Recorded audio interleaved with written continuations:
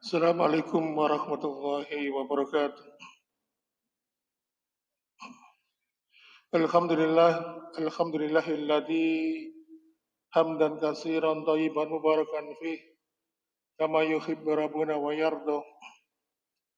Asyhadu an la ilaha illallah wahdahu la syarika lah wa asyhadu anna Muhammadan abduhu wa rasuluh. Allahumma shalli wa sallim wa barik ala Muhammadin wa ala alihi wa ashabihi wa man tabi'ahum bi ihsan ila yaumiddin.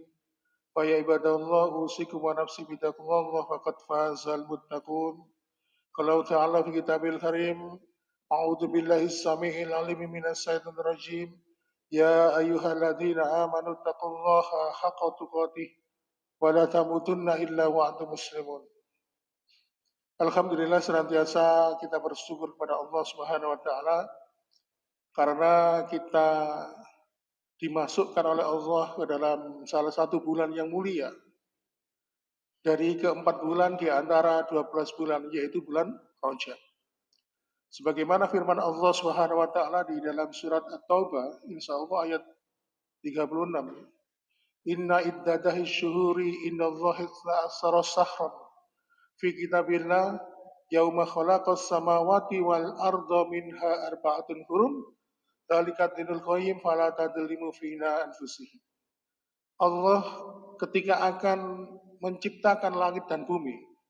Jadi sebelum menciptakan langit dan bumi, Allah sudah menetapkan bilangan bulan dalam setahun itu 12 bulan. Minha arba'atun hurum, di antara 12 bulan itu Allah tetapkan 4 bulannya adalah 4 bulan yang haram. Bulan yang mulia. Haram di sini artinya yang dimuliakan, seperti Masjidil Haram, tanah haram, ya. Bukan yang dilarang, ya. Haram itu artinya dimuliakan. Minha arba'atun hurum. Zalika dinul qayyim fala tadlimu fina anfusihim. Lalu Allah mengatakan fala tadlimu fina anfusihim, jangan engkau berbuat zalim di antara 4 bulan itu.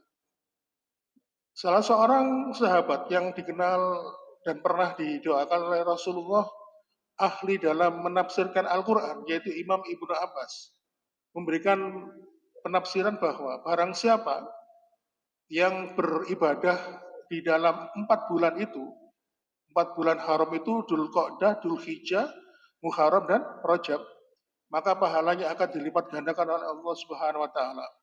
Sebaliknya, kalau berbuat dosa atau berbuat kemaksiatan di keempat bulan itu, maka dosanya, sanksi dari perbuatan dosa itu akan dilipat gandakan oleh Allah Subhanahu wa taala.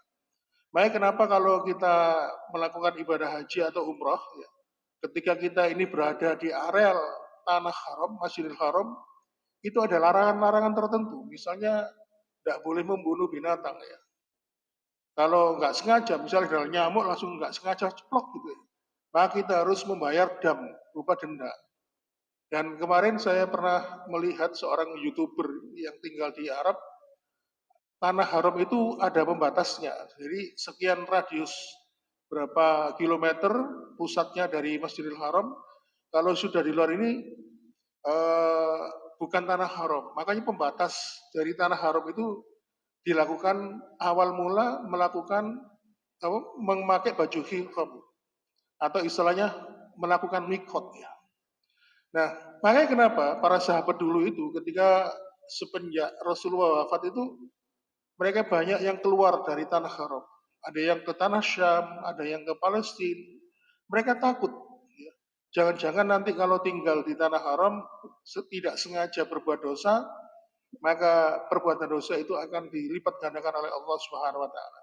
Oleh karena itu, ma'asyiral muslimin jamaah sekalian, mumpung kita ini berada di bulan Rajab, banyak sekali keutamaan-keutamaan di dalamnya, maka marilah kita maksimalkan ibadah kita, ketaatan kita kepada Allah, dengan harapan pahala itu nanti akan dilipat gandakan oleh Allah Subhanahu wa taala. Baiklah jamaah sekalian, itu sebagai mukadimah melanjutkan pembicaraan kita, pembahasan kita yang lalu. Setiap Sabtu di bulan keempat, kebetulan giliran saya. Waktu itu beberapa bulan yang lalu kita membahas tentang kematian. Kita sudah membahas beberapa pertemuan yang lalu bagaimana Allah mengajarkan kita ini memandang kematian dari berbagai macam sisi. Maka pada pembahasan kita di pagi hari ini kita akan membahas bahwasannya bagi seorang mukmin kematian itu adalah sebuah kenikmatan. Kira-kira apa alasannya kok dikatakan kematian bagi seorang mukmin itu adalah sebuah kenikmatan? Ada beberapa poin, nanti kita sesuaikan waktunya dengan durasinya. Maka yang pertama, bahwasannya kematian itu ya, dinamakan kenikmatan itu karena permintaan para nabi. Ya, para nabi itu minta mati dalam keadaan Islam. Salah satunya doa ini diwakili oleh Nabi Yusuf di dalam surat Yusuf ayat 101. Di situ Nabi Yusuf itu berdoa, Rabbi qad ataitani minal mulki wa alam tani min tawilil ahadis. Fatiras samawati wal ard anta waliyun fid dunya wal akhirah tawaffani musliman wa alhiqni bisolihin. Ya Tuhanku, sesungguhnya Engkau telah menganugerahkan kepadaku sebagian kerajaan yang besar dan Engkau telah mengajarkan kepadaku sebagian takwil mimpi. Engkaulah pencipta langit dan bumi, Engkaulah pelindungku di dunia dan di akhirat. Maka wafatkanlah aku dalam keadaan menjadi seorang muslim. Dan gabungkanlah aku dengan orang-orang yang soleh. Makanya kenapa para nabi dan rasul itu mereka itu tidak ingin lama-lama hidup di dunia. Termasuk Nabi Sulaiman yang diberikan oleh Allah berbagai macam kenikmatan dunia, tetap tidak ingin berlama-lama hidup di dunia. Karena apa? Dunia itu akan kita tinggalkan. Karena apa? Tempat kita akan meninggal dunia. Dan sesungguhnya tempat kembali itu adalah akhirat. Makanya kematian bagi seorang mukmin itu adalah sebuah kenikmatan. Karena apa? Nanti kita akan jelaskan poin-poin berikut. Maka perlu diketahui ma'asyiral muslimin wa subratal mu'minin rahimakumullah. Sedangkan kematian bagi orang-orang kafir atau orang-orang yang gemar berbuat dosa kemaksiatan, kematian itu adalah sebuah kesengsaraan. Karena apa? Karena di sana dia akan menuai apa-apa yang telah dilakukan dalam kehidupan dunia dan akhirat. Kemudian berikutnya ma'asyiral muslimin, poin berikutnya, kematian bagi seorang mukmin itu sebuah kenikmatan adalah dengan kematian ini memperjumpakan dia dengan Allah Subhanahu wa taala. Seorang hamba, salah satu ciri takwa itu adalah ketika dia rindu berjumpa dengan Allah Subhanahu wa taala. Makanya kenapa dalam sebuah hadis yang disampaikan oleh Ibunda Aisyah radhiyallahu anha bahwasannya Rasulullah SAW bersabda, "Faman ahabalika Allah, ahabalika aku, waman kariha lika Allah, kariha Allahu lika aku." Barang siapa yang senang berjumpa dengan Allah, maka Allah akan jauh lebih senang berjumpa dengannya. Maka sebaliknya, barang siapa yang dia itu benci berjumpa dengan Allah, maka sesungguhnya Allah pun jauh lebih benci untuk bertemu dengannya. Lalu kemudian Aisyah, istri beliau, bertanya, "Ya Rasulullah, ahwal maut? Ya Rasulullah, apakah yang engkau maksud adalah kematian?" Lalu kemudian Aisyah pun melanjutkan kata-katanya, "Fakuluna makrohul maut." Yang namanya manusia ya Rasul, pasti mereka itu benci dengan kematian. Mereka itu pasti takut dengan kematian. Secara naluri, manusia itu takut dengan mati. Lalu Rasulullah mengatakan, "Ya Aisyah, walakin al-mu'min idha hadara ajalahu basyaratul malaikatu birahmatillah wa ridwani wa fayuhibbul lika Allah wa yuhibbullah lika'ah." Seorang mukmin, kata Rasulullah, apabila telah datang ajalnya, maka malaikat-malaikat itu datang memberikan kabar gembira akan datangnya rahmat Allah dengan keridhaannya. Jadi orang mukmin itu datang ajalnya didatangi oleh 4 orang malaikat. Malaikat yang pertama yaitu malaikat maut, tugasnya mencabut nyawa. 3 malaikat yang lain tugasnya ya menyiapkan kain kafan dari surga. Kemudian malaikat yang berikutnya membawakan minyak wangi, ya, harum-haruman dari surga. Lalu kemudian malaikat yang keempat membisikkan kata-kata yang indah, wala taqafu wala tahzanu wa absiru bil jannatil lati kuntum tu'adun. Jangan takut, jangan khawatir, jangan bersedih karena surga menantimu. Maka dijelaskan oleh Nabi dalam riwayat ini, wahai Aisyah, barang siapa yang cinta berjumpa dengan Allah, maka Allah akan cinta berjumpa dengannya. Ma'asyiral muslimin wa zumratal mu'minin rahimakumullah. Makanya kalau kita ini mendengar ada pengumuman kematian, kata-katanya kan banyak versi ya. Telah kembali ke rahmatullah, ya. Telah kembali ke rahmatnya Allah. Atau mungkin ada kata-kata telah mendahului saudara kita. Artinya apa? Kata-kata mendahului kalau jenengan belajar bahasa Indonesia itu artinya kita kita yang belakangan ini pasti akan gilirannya. Sedangkan dia mendahului gilirannya Pak, kembali menghadap kepada Allah Subhanahu wa taala. Kemudian berikutnya, poin yang ketiga, kenapa kematian itu adalah sebuah kenikmatan bagi seorang mukmin?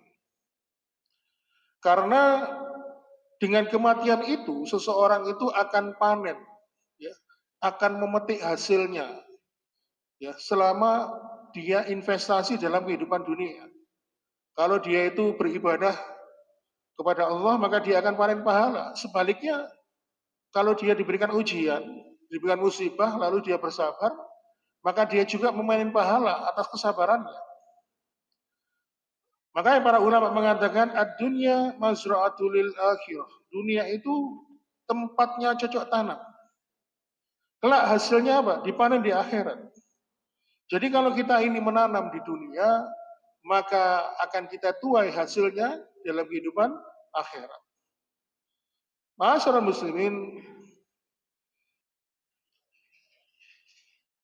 makanya kalau kita ingin nanti kita tahu bagaimana hasil perbuatan kita selama dalam hidup dunia itu, ya lihat aja nanti setelah mati. Nah, orang-orang yang sudah mati, yang dulu dalam kehidupan dunia punya riwayat yang tidak baik, maksudnya dia tidak taat kepada Allah, ya. Setelah mati baru tahu panen perbuatannya. Makanya kenapa di dalam surat Al-Munafikun di ayat 10, ya, orang-orang kafir, orang-orang yang tidak pernah taat kepada Allah, ketika dia dimatikan, dia ingin kembali dihidupkan ke dunia.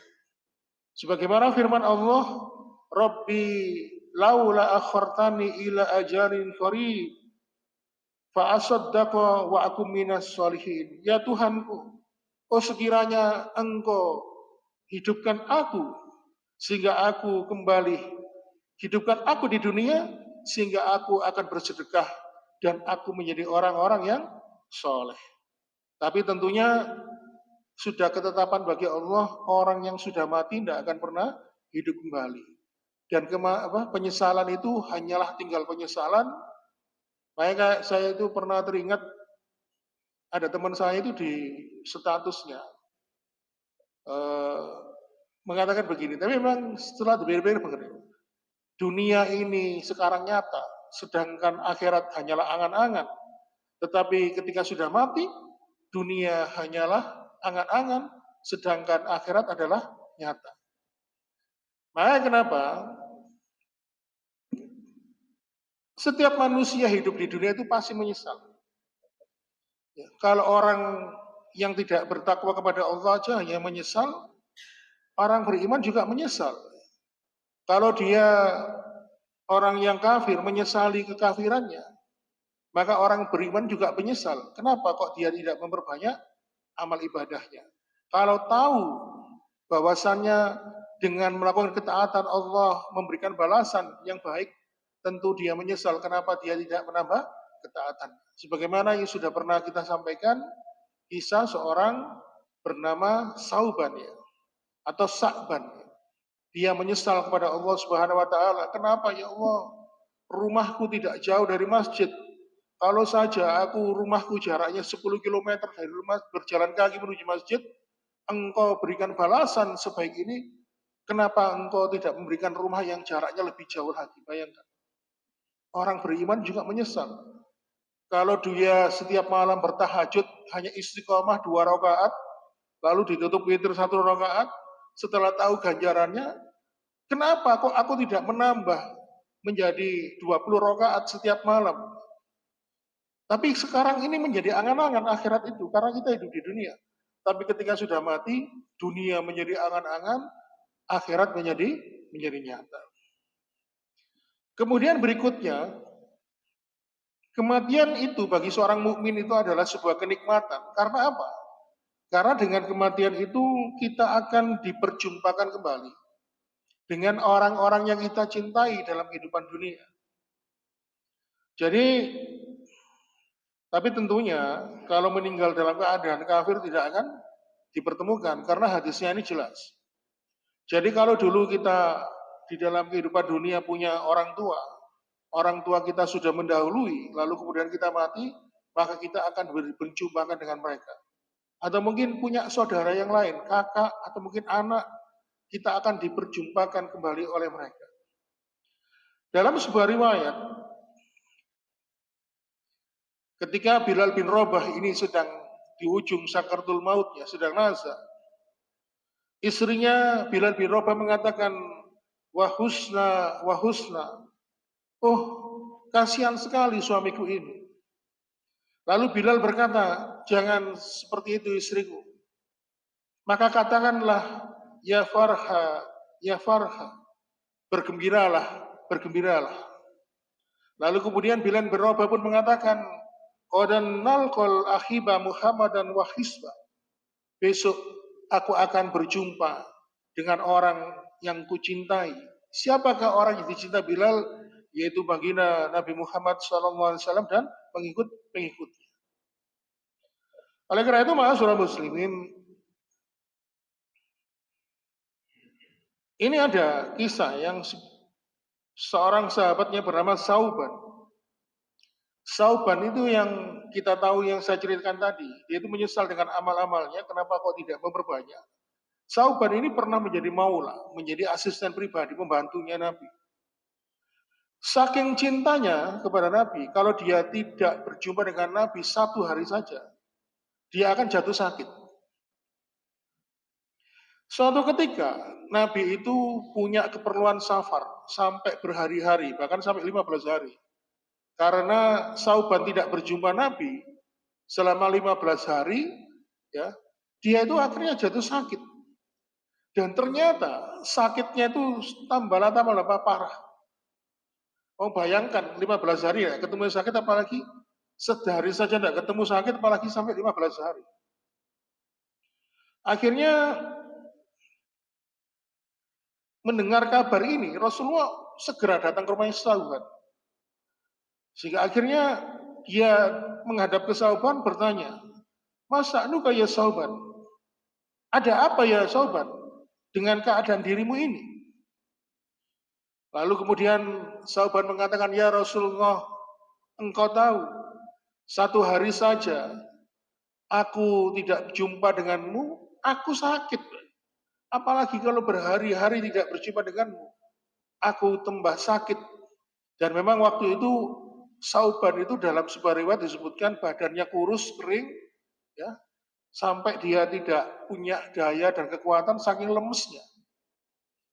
Lalu kemudian Sauban melanjutkan kata-katanya, ya Rasulullah, kita pasti nanti sama-sama mati. Pasti ketika nanti engkau mati, kau akan ditempatkan oleh Allah di surga. Dan surga yang engkau tempati pasti adalah surga yang paling tinggi. Dan aku ya Rasulullah, jika nanti aku ini masuk surga, kalau untungan aku ini masuk surga, maka Allah pasti akan menempatkan aku pada surga level yang paling bawah. Lalu bagaimana ya Rasulullah kalau nanti aku tidak bisa menatap wajah? Mendengar pertanyaan dari Sauban ini, Rasulullah pun terdiam, Pak, nggak bisa jawab. Hingga akhirnya Allah pun memberikan jawaban dengan menurunkan wahyu, yaitu surat An-Nisa ayat 69. Di situ Allah Subhanahu wa taala menjawab kerisauan pertanyaan dari sahabat. Allah Subhanahu wa taala berfirman, "Wa man yuti'illaha wa rasulah fa ulaika ma'al ladzina an'ama Allahu 'alaihim minan nabiyyina wasiddiqina wasyuhada wassolihin wa hasuna ulaika rafiqah." Maka barang siapa yang selama dalam kehidupan dunia taat kepada Allah dan Rasulnya, maka mereka akan dikumpulkan bersama-sama orang-orang yang mendapatkan nikmat dari Allah dalam kehidupan akhirat. Siapakah mereka? Yaitu para nabi, para pecinta kebenaran siddiqin, wasuhada, yaitu orang-orang yang mati syahid, wassolihin, yaitu orang-orang yang soleh. Dan ayat ini ditutup oleh Allah dengan kalimat wahasuna ulaika rafiqah, dan merekalah sebaik-baik teman. Ma'asyiral muslimin, maka kalau kita akan mati, dengan kematian itu kita akan dipertemukan oleh Allah terhadap orang-orang yang kita cintai. Kemudian berikutnya, alasan yang menjadikan kematian itu bagi seorang mukmin adalah kenikmatan adalah dengan kematian itu menjadikan seorang mukmin itu akan terbebas dari fitnah. Fitnah itu banyak yang salah dalam memahami. Kalau fitnah itu seperti apa ya, kayak dirasani atau apa enggak. Fitnah itu ujian, tapi ujian itu menguji tentang kesabaran. Jadi para nabi itu mulia karena diuji karena untuk menguji kesabarannya. Nah, fitnah itu secara umum artinya adalah ujian. Nah, ujiannya itu bisa berupa sesuatu yang apa ya, bisa sesuatu yang kejam dan sebagainya. Sampai-sampai kalau ada orang beriman itu, Rasulullah itu pernah mengatakan kalau ingin mati ya tidak apa-apa, minta mati aja kepada Allah kalau tidak sanggup menghadapi fitnah. Dalam sebuah riwayat yang lain. Tapi tentunya ada beberapa alasan-alasan tertentu yang membolehkan minta supaya diambil, dibundut oleh Allah Subhanahu wa taala. Jadi dalam sebuah hadis dari sahabat Mahmud bin Lubaid Al-Ansari radhiyallahu anhu, dia mengatakan bahwa Rasulullah SAW bersabda, ifnatani yakrahu wa ibnu Adam. Ada dua hal yang tidak disukai oleh anak Adam. Yakrahul mauta wal mautu khairul lahu. Dia tidak suka dengan kematian dan dia pun membenci kematian. Padahal kematian itu lebih baik untuknya. Khairul lahu fitnah. Lebih baik baginya dia mati daripada dia terkena oleh fitnah. Hadis ini diriwayatkan oleh Imam Ahmad. Jadi ma'asyiral muslimin, ternyata dalam kehidupan dunia ini, sebelum nanti kita memasuki fase hari kiamat, manusia itu akan mengalami 3 fitnah. Ya, ada 4 tahapan fitnah. Yang paling tinggi, yang fitnah keempat itu adalah datangnya Dajjal. Ma'asyiral muslimin, apa 3 fitnah itu? Pertama, fitnatun akhlas, fitnah tentang perpecahan. Sehingga akhirnya apa? Banyak perpecahan. Sekarang kita sudah melihat podo wong Islami terpecah belah. Hanya karena apa? Perbedaan yang sifatnya tidak prinsip. Wong kono nek sembahyang kok ngono, wong kene sembahyang kok ngene. Akhirnya fitnah. Sampai kadang-kadang dulu kalau saya di kampung itu, kalau ada orang nyari alamat itu, oh Pak nih kita tiangnya lah Manchester United kan. Oh nggih. Terus oh Pak nih kota nggih niku tiang Newcastle United. Sampai itu dijadikan sebagai bentuk perpecahan. Kadang-kadang sekarang ini kalau kita melihat media sosial ya, banyak sekali fitnah-fitnah karena perpecahan ini. Bahkan beberapa ustadz-ustadz yang kita kenal sampai ditahdir ya. Ada yang sampai mencela ya. Hanya karena perbedaan prinsip. Hanya karena perbedaan memahami dan tidak memahami bagaimana khilafiyah itu. Dan perbedaan ini semakin meruncing di akhir zaman ini. Makanya kenapa fitnah ini sudah kita alami. Fitnatun akhlas. Kemudian fitnah yang kedua yang kita alami saat ini adalah fitnatul syara', yaitu berupa lapangnya harta. Orang dulu dan orang sekarang, Pak, kalau nyari duit itu gampang. Bahkan kalau kita melihat negara Arab yang dulunya adalah penggembala kambing, kata Rasulullah, sekarang karena ada minyak, ya, minyak bumi dan gas alam di dalamnya menjadi kaya raya. Lihat aja negara Dubai. Di era tahun 60 dibandingkan dengan sekarang, ya. Makanya kelapangan harta itu menjadi fitnah. Sehingga akhirnya kalau orang itu dimudahkan dalam harta, maka akhirnya apa? Muncullah penyakit namanya hubbud dunia, cinta dengan dunia. Dan lawannya hubbud dunia itu adalah bersyukur, ya, menerima apa adanya dari Allah Subhanahu wa taala. Oleh karena itu, karena ada fitnatul syara' ini, lapang harta, sehingga akhirnya apa?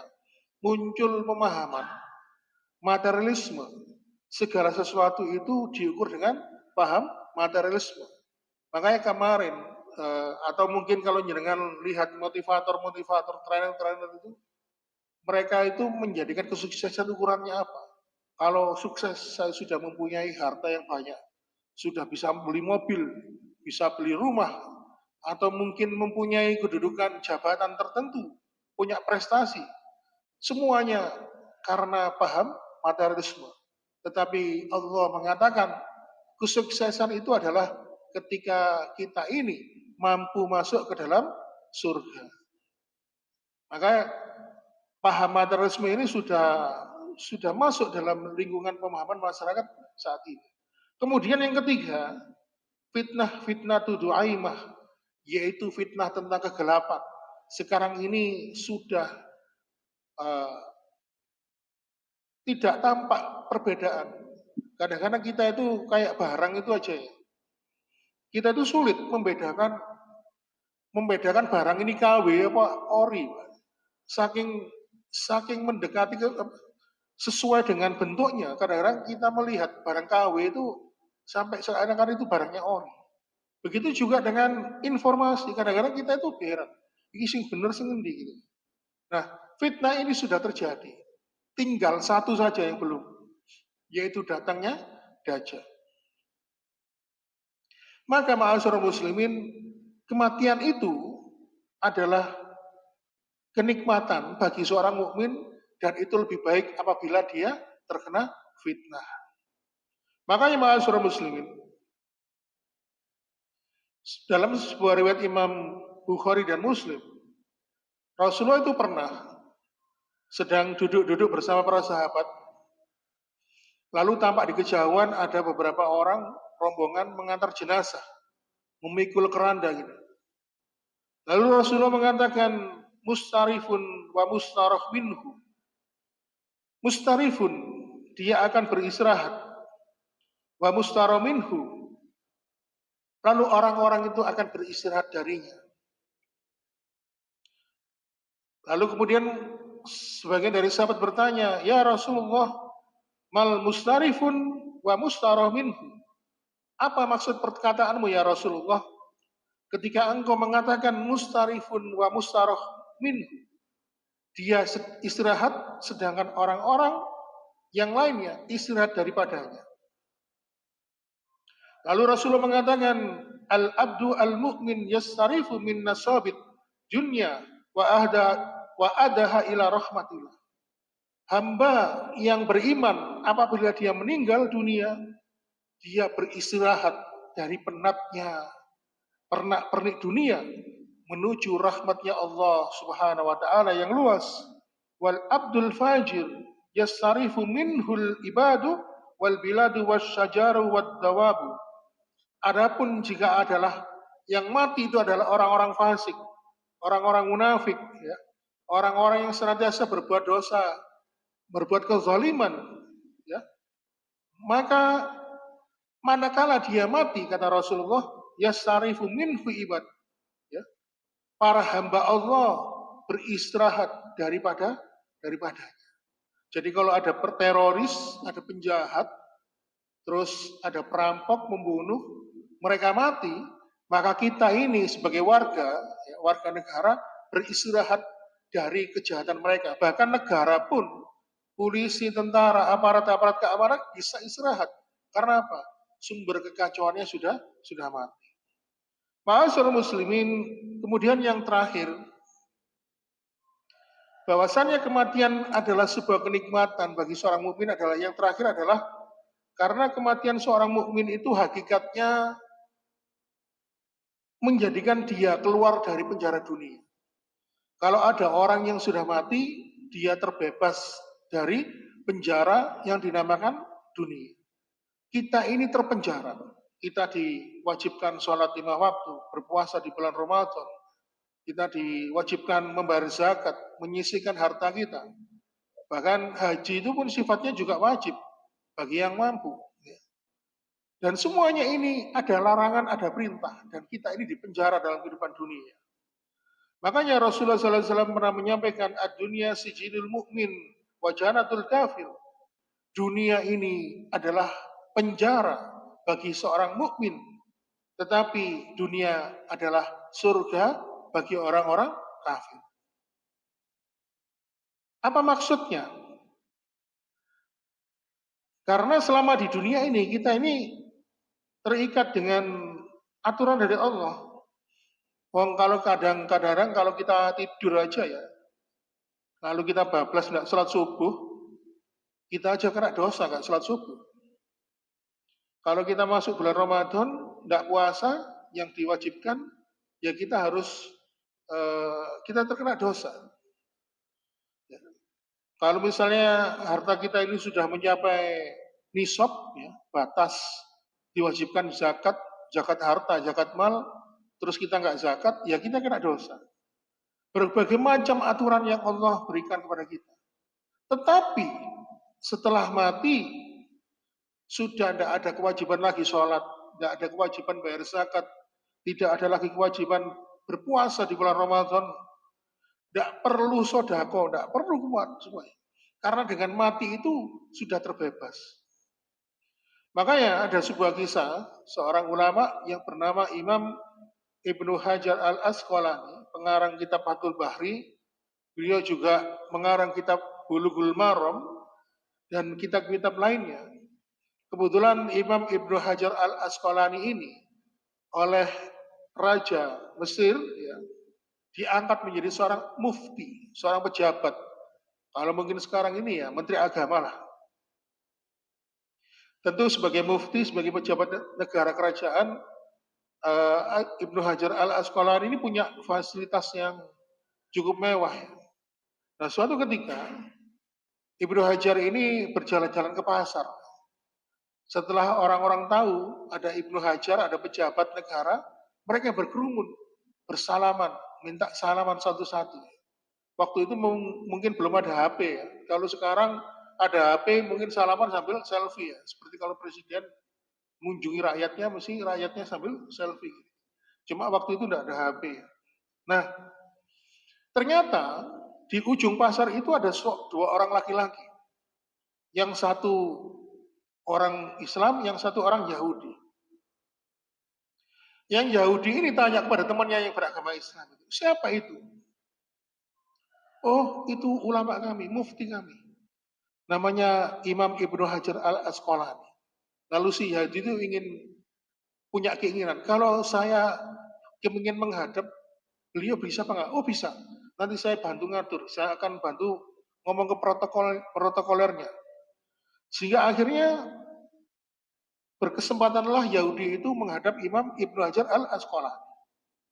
Lalu si Yahudi itu bertanya, wahai Imam, saya mendengar di dalam agamamu bahwa dunia ini adalah penjara bagi orang beriman dan surga bagi orang-orang kafir. Apa tidak terbalik? Wong aku melihat kamu punya banyak fasilitas, punya tunjangan, punya fasilitas kendaraan, rumah dinas dan sebagainya.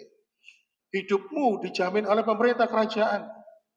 Sedangkan aku ini kafir, Aku agamaku Yahudi. Dan aku ini kebetulan kere, miskin ya. Lalu Imam Ibnu Hajar al-Asqalani pun menyatakan, Yahudi, ketahuilah, walaupun tampak aku ini punya kedudukan, punya fasilitas mewah dari pemerintah kerajaan, tetapi tetap saja dunia ini adalah penjara bagiku.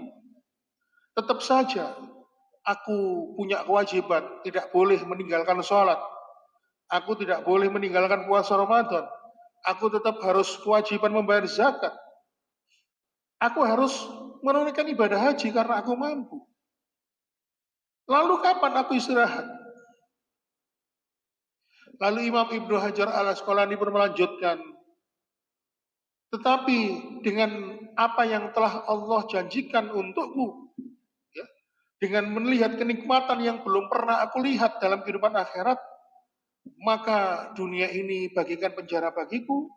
Lalu jika dibandingkan dengan dirimu, jika dengan apa yang telah Allah janjikan untuk orang-orang kafir di dalam kehidupan akhirat, pasti kamu nanti kalau sudah mati ingin kembali dihidupkan dalam kehidupan dunia. Jadi Allah itu menjadikan dunia ini penjara bagi orang-orang beriman, tetapi di balik itu Allah memberikan janjinya bagi orang-orang beriman tentang kebahagiaan, kenikmatan dalam kehidupan akhirat.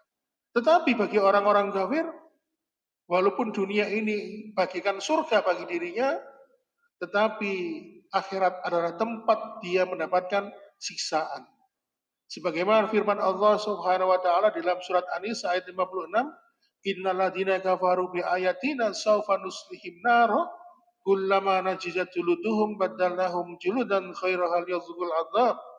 Innallaha kana azizan hakima." Bagi orang-orang yang mengingkari ayat-ayat kami, bagi orang-orang yang kafir, innalladzina kafaru, ya, lalu sawfa nuslihim naro, kami masukkan mereka ke dalam neraka. Kullama nasijat juluduhum badalnahum juludan ghairaha liyadzuqul adzab. Dan di neraka itu kami bakar mereka sampai hangus. Setelah hangus kami kembalikan lagi seperti sedia kala kulit mereka. Lalu kami bakar lagi liyadzuqul adzab, agar mereka senantiasa merasakan azab dan siksaan kami. Maka katanya Imam Ibnu Hajar al-Asqalani mengatakan, nanti kalau kamu sudah dimatikan oleh Allah, kamu pasti minta kepada Allah agar dikembalikan ke dalam kehidupan dunia. Karena surga bagi kalian adalah kehidupan dunia. Inilah ma'asyiral muslimin wa sumratal mu'minin rahimakumullah. Inilah pembahasan yang tentang kenikmatan bagi seorang mukmin itu adalah kematian, karena kematian bagi seorang mukmin itu adalah tempat dia menuai ketaatan, keimanan, ibadah kepada Allah Subhanahu wa taala untuk mendapatkan panen dari apa yang dia tanam dalam kehidupan dunia. Sedangkan kematian bagi seorang kafir adalah sebuah kesengsaraan baginya. Karena apa? Dia akan mendapatkan balasan dari kekafirannya. Mudah-mudahan kita sebagaimana kata Rasulullah SAW, mintalah kita istiqamah kepada Allah Subhanahu Wa Taala. Kita memohon kepada Allah agar diberikan istiqamah, istiqamah di dalam ibadah, istiqamah di dalam ketaatan, dan semoga istiqamah ini senantiasa sampai dalam akhir kehidupan kita, dan dengan istiqamah itu akhirnya Allah pun menganugerahkan kepada kita berupa husnul khatimah. Demikian yang dapat kami sampaikan. Mohon maaf bila ada kekurangan. Maka kita tutup dengan doa kafaratul majelis. Subhanakallahumma wa bihamdika asyhadu an la ilaha illa anta astaghfiruka wa atubu ilaik. Wassalamualaikum warahmatullahi wabarakatuh.